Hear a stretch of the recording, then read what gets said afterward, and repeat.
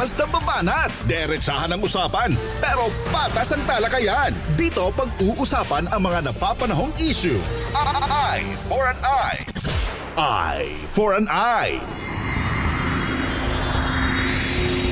6:33 ang oras po natin po. Kasama niyo pa rin po Idol Mark Espinosa para po sa ating pong programa. Ngayong umaga po na ito, IFM News Prime Edition. At pag-usapan po natin po ang mga politikal na aspeto po ng ating bansa na nangyayari po ngayon po. No? Kasama natin sa linya, pabati muna po natin po ang Associate Professor po ng UP Diliman at isang political analyst, Dr. John Robert Go. Magandang umaga po, sir. At inyong pagbati po sa ating mga tagapakinig at taga-subaybayan. Magandang umaga sa inyo, Idol Mark, at saka sa ating mga tagapakinig ngayong umaga. Yes, sir. Unahin na po natin po ito pong nangyayari po sa ating pong political arena. Ito, nag-kick off na nga po. Ito pong ating pong pagsisimula talaga opisyal ng pagpa-file ng COC ngayong araw po na ito. Pero before this, may mga declaration na po na ginawa. Nakita po natin po, unang-una dyan, ang administration na nilatag na yung kanilang mga line-up ng mga senatorials nila. Pero makalipas ang ilang araw lamang, wala pang 24 oras, may mga nagdeklara na doon sa mga nasa line-up na they were going to run independent. Why is this happening, Doc Robert? Kasi itong sa administration naman, coalition ito. No? So, hindi sa political party. Mm-hmm. So, natural lang na may mga independent talaga mga kandidato na isasama nila dyan. Pero I think in declaration nila ay talagang hindi sila sasama sa mga kampanya ng administrasyon. So, ibang bagay na yun. Ano? Mm-hmm. So, parang gusto na rin nilang ma-distance from the administration ticket. Yeah. Yeah. Ito pong pagdistansya po nito, hindi naman na po bago po sa atin po kasi for sure may mga nakikita po sila. Pero ano po ba sa palagay po ninyo in a political scientist perspective po, ano po ba ang pwedeng mga aspeto kung bakit ang isang kandidato po, particularly in the Philippine context politics po natin po, dumidistansya sa mga minsan ay naging kaalyado nila? Siyempre, ang kailangan mo naman kasi para manalo ay boto. So kung kaalyado ka ng isang tao na medyo critical, no?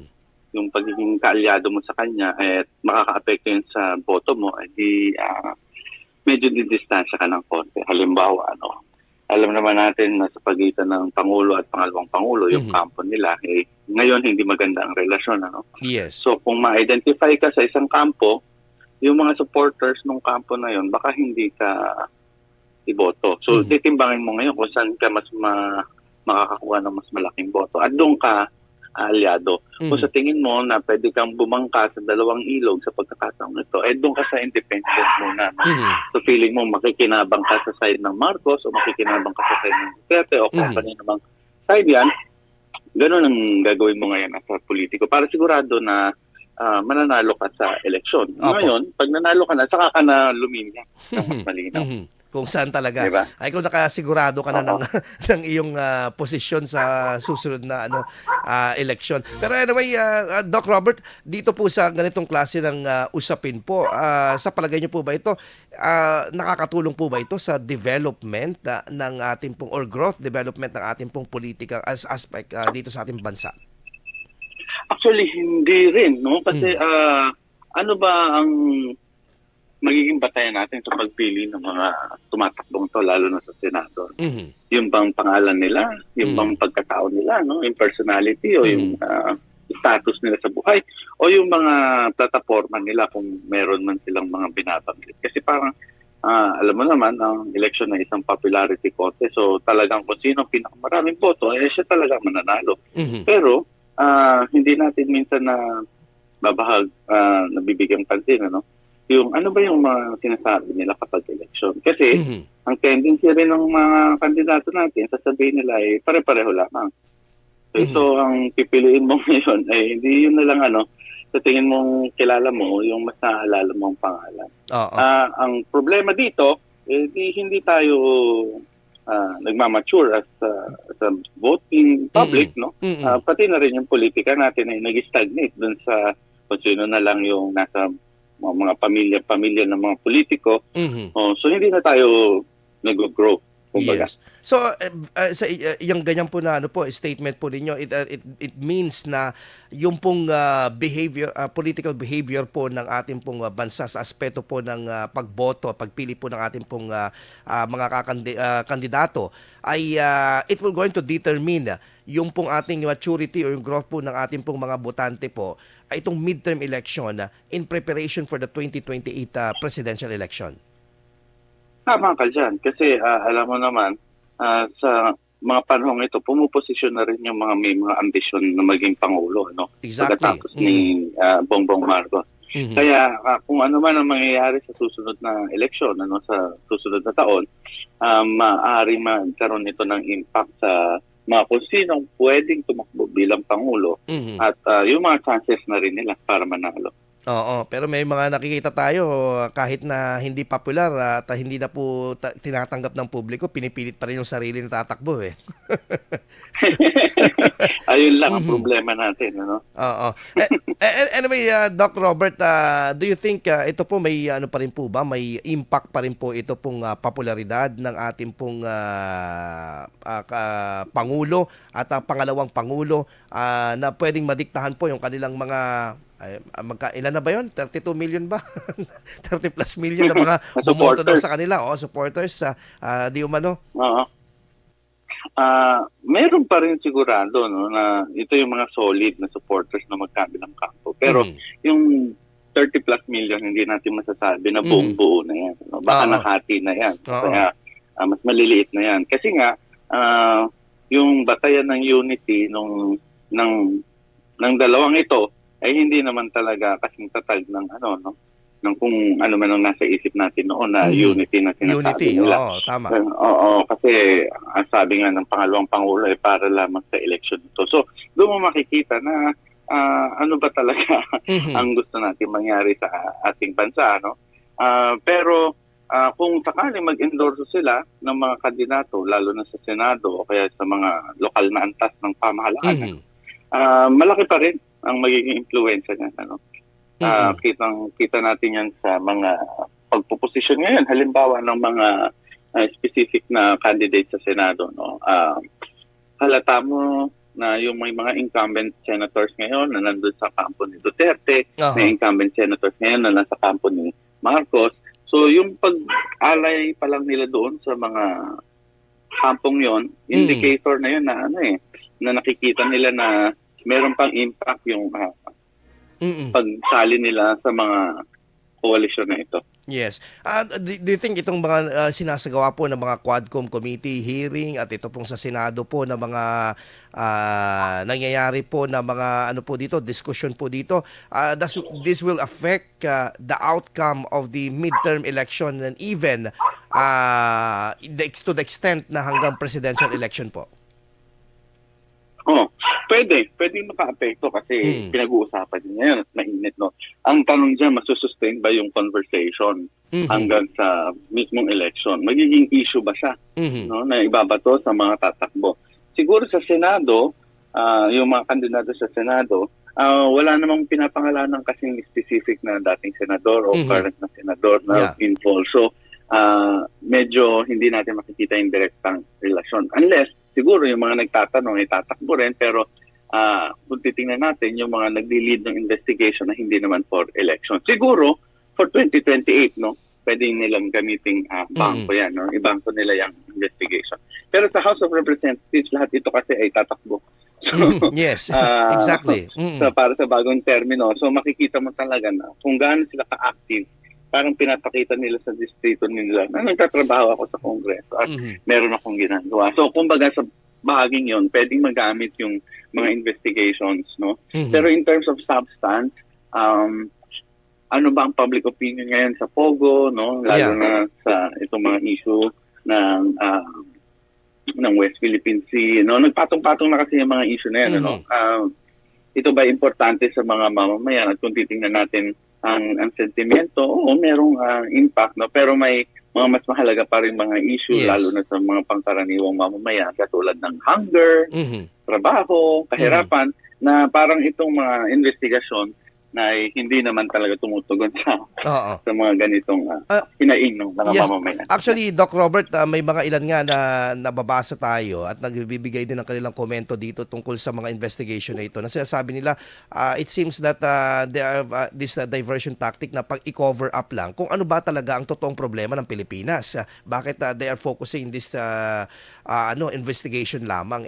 Tama yon, yung na-highlight ninyo, pagkain, kahirapan, trabaho, etong mga ito ang pinaka-main na usapin ngayon kung tutugon ba etong for aid of legislation na ginagawa nila na investigasyon. Mm-hmm. Kaya Yes. ang tanong dyan ay pagkatapos nito, ano ba ang mangyayari? Mhm. No? Ano ba ang balak nilang gawin? Kasi kung matapos na itong investigation, tapos wala naman talagang specific steps na gagawin, o sige, makakasuhan, pero anong batas ba ang ating ipapasa para matugunan yung ganitong problema? Okay. Pero do you think this is parang sa basa po ninyo in a political scientist perspective, parang ano po ba ito? Cover up na para sabihin lang may ginagawa po ang present administration ngayon? Mahirap naman sabihin cover up lang, kasi meron naman talagang issue. Mhm. Pero ang feeling ko, yung mga politiko na involved directly dito sa investigation, sila mismo yung gumagamit sa plataforma Mhm. para makilala, maging popular. So, Tama.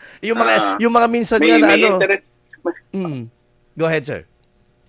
may interest kasi may interest ang administrasyon, tama ka doon, pero may interest din ng bawat isang politiko na sumasaw-saw dito sa issue ng Pogo.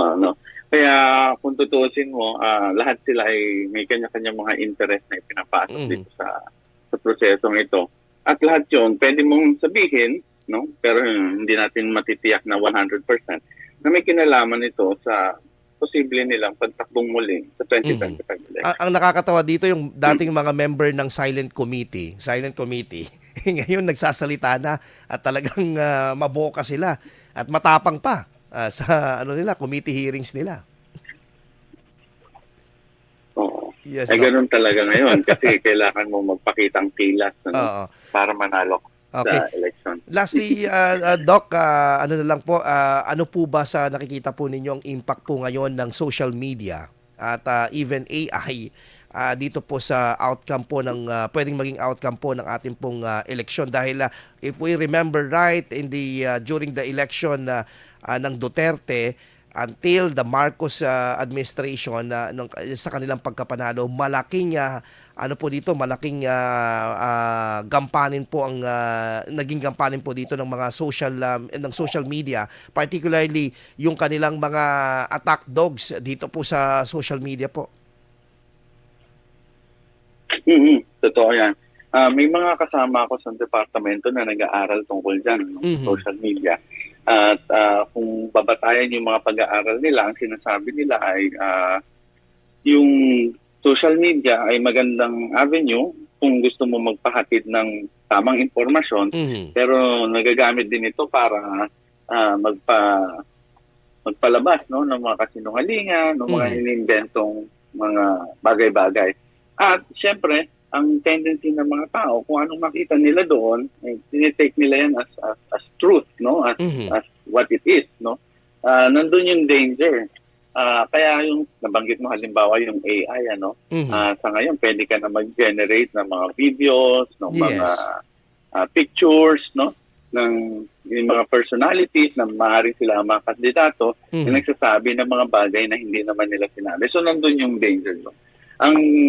Siguro ang panawagan na lang sa mga tagapakinig mo is kapag nakakita tayo ng mga bagay sa social media, kailangan tingnan muna natin sino ba yung nag-post, kung ito ba ay mga news organization, Yes. So o mga lehitimong sources. Kasi kung basta lamang ito na share ng isang page or ng kung sino mang individual, wag muna nating tanggapin as katotohanan kasi baka mali o may panlulokong ginagawa. Apo, Yeah. before kasi ang social media, Doc, kaya nag-i-invest dito yung mga politicians, ang kanilang main reason is they want to target ito pong mga kabataan because now the youth talaga the youth sector are not into mainstream media. They are you can find them into more technological na mga streaming, mga social media platform. Andito sila.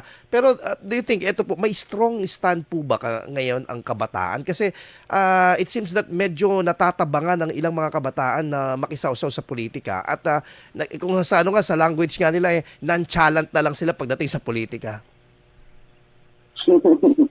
Ayan din ang isang tanong kasi ano ba ang direktang benepisyo ng nangyayari sa atin sa kanila. So, ito naman na isang challenge sa mga politiko na ipakita din nila na yung kung anumang proyekto o programa o plataforma na meron sila, tumutugon din sa pangangailangan ng mas nakababatang sektor ng ating lipunan. Tama ka dyan, ang dami-dami ng kabataan, napakalaking porsyento ng mga voters natin ay kabataan, pero parang wala silang motibasyon para makilahok sa politika kasi nga ang nakikita nila ay yung bangayan at saka yung dumi ng ating mga politiko na nagbabatuhan ng putik. Ayan. Okay. So anyway, pinaka-last po talaga, what would be the impact of this? Yung pong immature na klase ng voting population po natin po at at the same time yung ganitong klase ng politika in the future ng ating political po natin po dito, yung mga leaders po natin sa hinaharap. Isa lang ang malinaw na hinaharap natin dyan kung hindi magmamature. Mag-stagnate tayo, hindi tayo mag-develop as a country. Kasi naka-akibat dyan yung yung sa political maturity natin, nakakakibat yan yung economic development, social development. No? So maraming, kumbaga, nakabatay doon sa ating pagtingin sa politika at saka yung sa ginagawa mismo ng mga politiko. So kailangan yung mga botante, mas maging mulat sa pagboto at iboto natin yung mga politiko na tingin natin ay makakatulong talaga sa pag-unlad ng bayan at hindi yung uupo lamang kasi kailangan nila ng posisyon sa buhay para mabuhay. Doc, yes po. Doc John Robert Go, Associate Professor in UP Diliman and a political analyst. Magandang umaga po, Doc. At ingat po kayo. Maraming salamat po. Salamat din.